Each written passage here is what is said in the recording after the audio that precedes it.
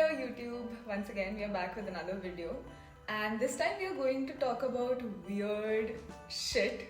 I mean, if you've read at all about, you live in India, so of course you know about India, but if you've read about Japan also, both of our countries have quite a lot of weird traditions, cultures, festivals. So today we thought, why not talk about that, since everybody likes weird shit, at least we do.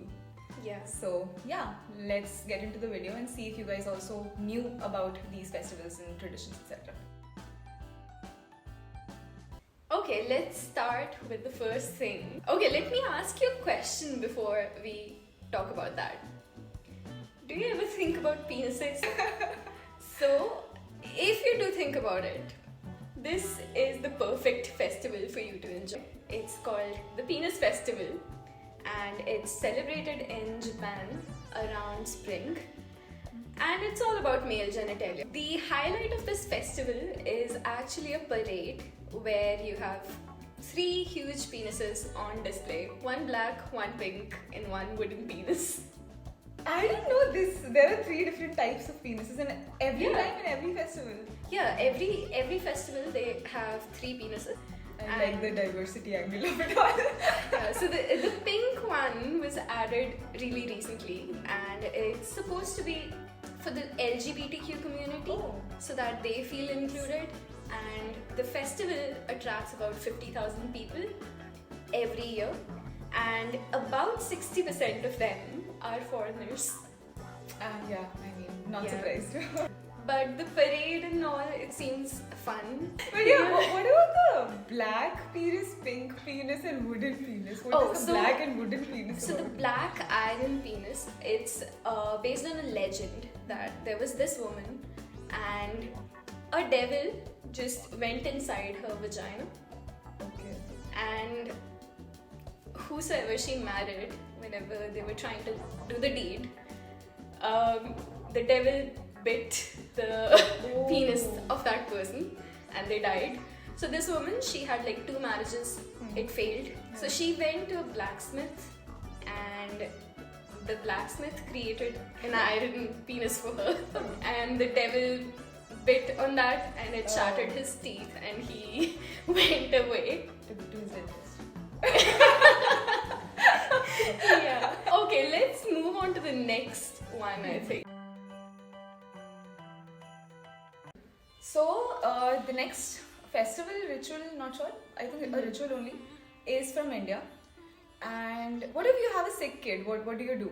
Why don't you toss it from the roof 30 feet down? Yeah, this is the next ritual that I'm going to talk about. This ritual started around 700 years ago when the infant mortality rate was quite low. Because of course there were no medical facilities, etc. back then. So kids used to get sick quite often and die. So in a village, one saint advised people to make a shrine, and to show how much they believe in God and how much they have faith, they should toss their babies from the roof of that shrine.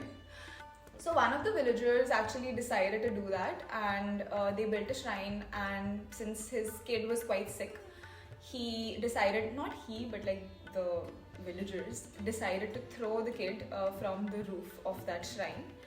And when they did that, apparently miraculously a cloth appeared out of nowhere mid-air and caught the kid.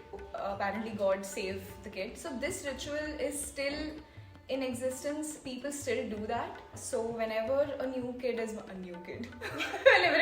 born, when a child is born, after 2 months, the villagers take the child there to that shrine and they toss the kid from the roof. And thankfully now they don't really trust in miracles and all in that village also. So what they do is just not to risk the child's life. They actually gather below with a cloth and they sort of catch the child. So that's, thank God, I mean, that they're doing that.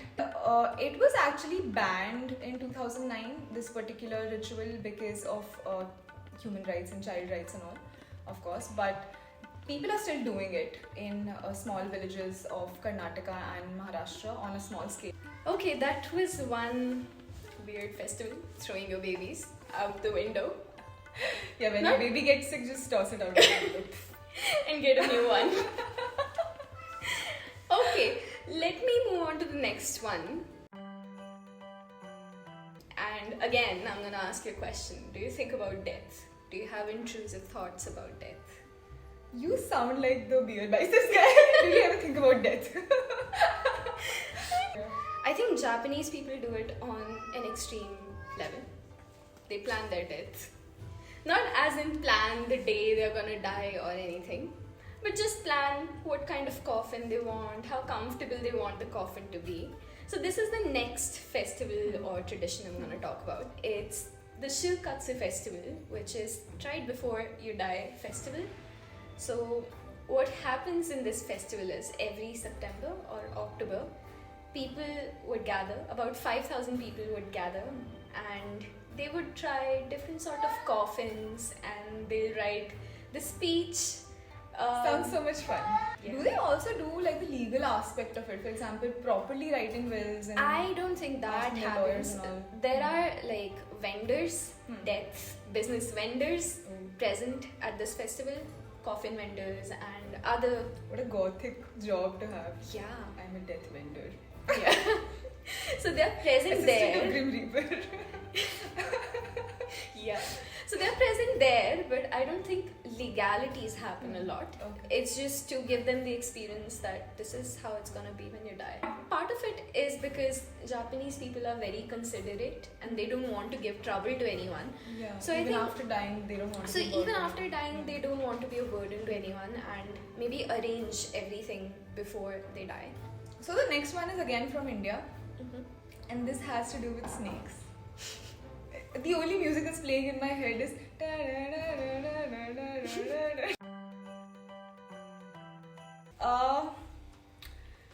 Do you love snakes or are you disgusted by snakes? I don't think. Either. I don't have any opinion. I am scared, definitely, Okay. Mhm. but not disgusted. I feel. And snakes, as everybody knows, outside of India and in India, they're a big part of Hindu religion and our country's mythology, etc. as well. So, in this festival, people offer milk, kheer, sweets, and all to snakes, and they worship snakes. This is said to remove their fear of snakes. Also, I've read about something called Kal Sarp Dosh.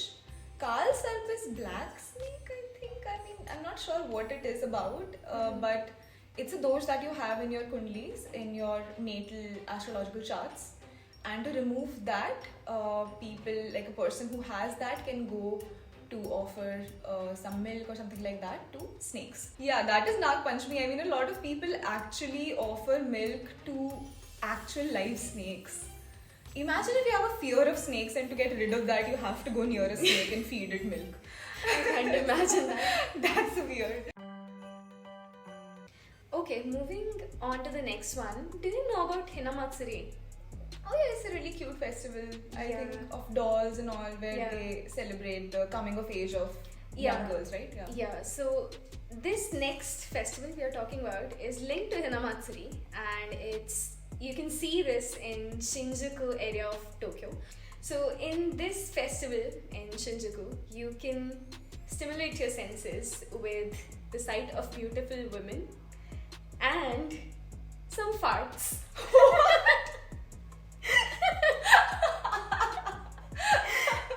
Yeah. Okay. So you can experience various kind of farts. Farts with clothes on, farts with a swim set on, swimsuit on. Yeah, so this is a festival about farts and beautiful women, and that's a thing in Japan. So I've actually read about this a little bit, and I read somewhere that they also have a fart rap battle. What? Did you know this? No, I didn't know. How do you do, how do you do farts? So I'll tell you. So first of all, the battle is called Onara, which is Onara is the Japanese word for fart, right? Yeah. So it's a wordplay on that, Yeah. like Onara. And you have to rap, like women participating in this festival, they rap and they have to end each sentence with a different kind of fart. how many kind of farts are there? I don't even know. I guess different noises or something like that. I don't even know. How if do you you? If you try to think about it, do they like have rhyming farts at the end, or like what do they do? How do they judge people? In Japan, farting per se has been a huge thing always.